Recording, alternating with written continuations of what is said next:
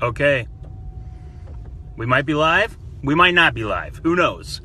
This is a completely unannounced episode of Live for the Drive at 5:30 from the ever-indulgent mind of Ryan C. Benson.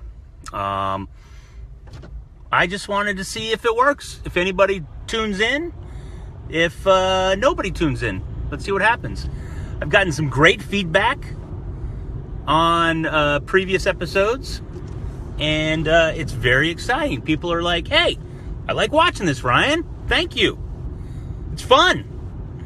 But who knows if anyone will tune in today, because the connection is weak, but the will is strong. Okay, so we're at 55 seconds. No one's tuning in. That's okay. I'm once again on the Pacific Coast Highway, driving along through Santa Monica, California. Los Angeles, as Bruce Springsteen says it. One viewer, who could it be now? I would love to know who that one viewer is. If you're really watching, just a little hello in the comments. Hey, Ryan. Dying to know who that one viewer is. So, driving along PCH, on my way home. Kids are at mixed martial arts. And what I was really thinking about today, so I've got two girls playing softball and a little boy playing baseball, which I'm the assistant coach. And I love watching them play. I love watching them play. But they're getting to that age where, do I love watching them play so much because I like it, or because I want them to have fun? And that age where how much do you push them to do something that you like them to do? Or do you really want them to make that choice to like it? And it is tough. 2 viewers. Hip hip hooray, 2 viewers. Oh, my hands are on the wheel. 10 and 2, 10 and 2. And I don't know. I push them like they played in this playoff game the other day, and it's like the final inning. Grace is getting up to bat. They're losing by a few runs. And I'm like, Grace, I'm sitting behind the fence, but I'm right next to the batter circle, the warm-up circle. I'm like, Grace, what are you going to do? On the back, mind you, the name she chose on the back of her jersey is The Machine. So at the beginning of the season, she was hardcore. She's like, I'm a machine. But at the end of the season, she's like, I think she just wants it to be over.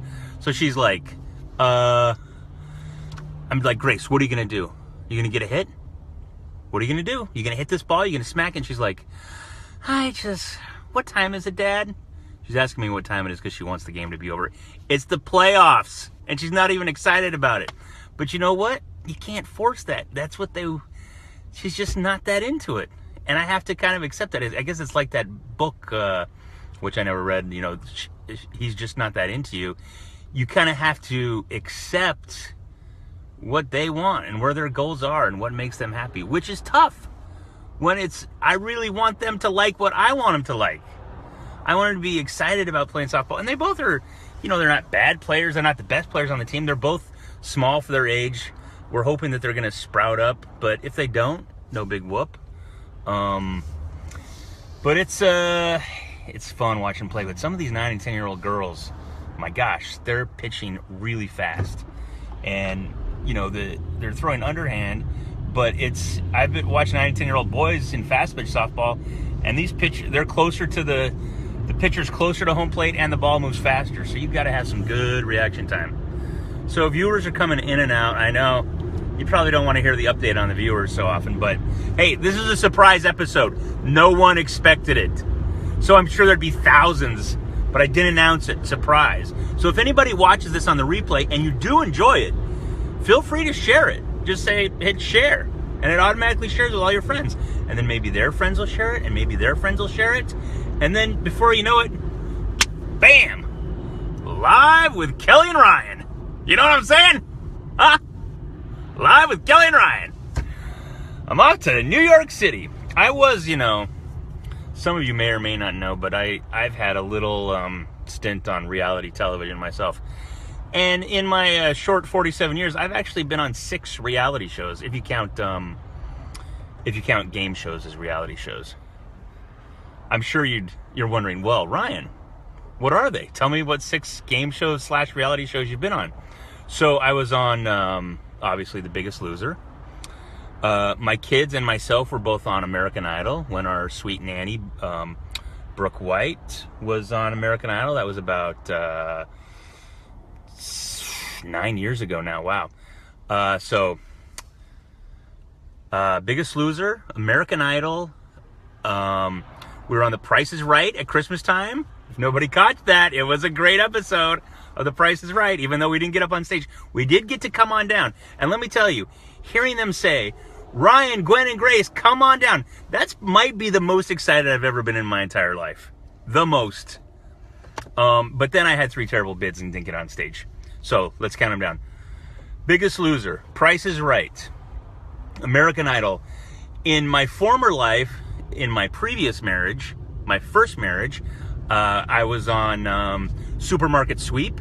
That was at some point in the 90s. It's all a haze. Then my wife and I were on a show where they come and redo your house on the Style Network. I have no idea what it was called, but it was great because I got to lay on the couch the whole time and they made Mariah work really hard. Oh, right. Pepsi. Yeah, I'm not counting the Nancy Bickle Genta just said Pepsi commercial. I'm just counting reality and reality shows and game shows where I had to play myself.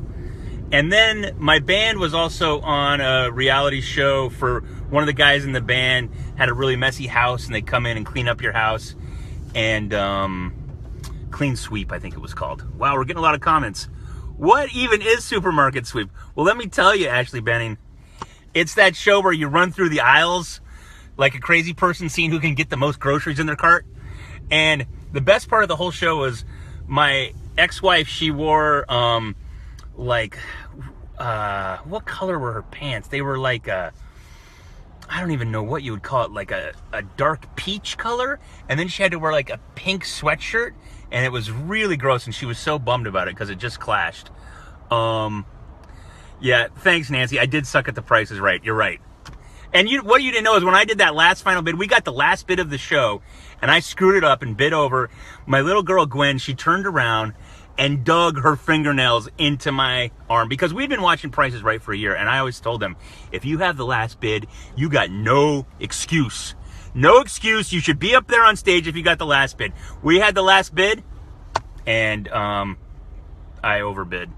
And she turns around and digs her fingernails into my arm and gives me this look like, Dad, how could you do that?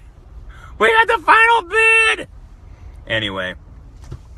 If you want to see that episode, maybe I should post it on YouTube or something. I do have the clips from when we were on it. It was very exciting. So, those are the 6 reality shows I was on. But the point I was making originally was the reality shows. Oh, when I was on The Biggest Loser, I did get to go on Regis and Kelly. So I've been on the set. I know everything going in. Like, I've got the experience. Very little training needed is what I'm saying. But it was fun. Regis was hilarious. He was like, oh, Ryan, you won The Biggest Loser. What are you going to do with all this money? And the first thing I said was, I think I'm going to start a donut shop, Regis. And he's like, ha ha, real chuckster. But I thought I was being real funny. It wasn't really funny. Who knew that, within a year I'd gain a lot of the weight back. But anyway, let's not go down that path. Nancy Bickle says she felt sorry. Nancy Bickle Genta, who I know as Nancy Bickle, but really everyone else knows her as Nancy Genta because she's married. She did feel sorry for the girls. I felt sorry for them too. But we had a blast. I mean, hearing your name to come on down. Once in a lifetime. Once in a lifetime chance. So, I've got all the skills going into being on Live with Kelly and Ryan. And I'm just going to keep saying that. Live with Kelly and Ryan. Now, the problem is I need a plan how to make this happen. So I think I'm going to start posting these videos on YouTube. Get a YouTube channel set up. I don't know. This social media, it's just got me baffled, Something's got to hit. Maybe I should just send him a resume, Send him a resume and say, hey, I know you're looking for somebody. How about Ryan C. Benson? So tonight, another beautiful night in beautiful Now I guess I'm in Pacific Palisades, maybe. Not quite to Malibu. Maybe I'm in Malibu yet. I don't know. No, I'm not yet to Sunset. So I think after Sunset. 4 viewers. 4 whole viewers. Oh my gosh, and we're at 10 minutes.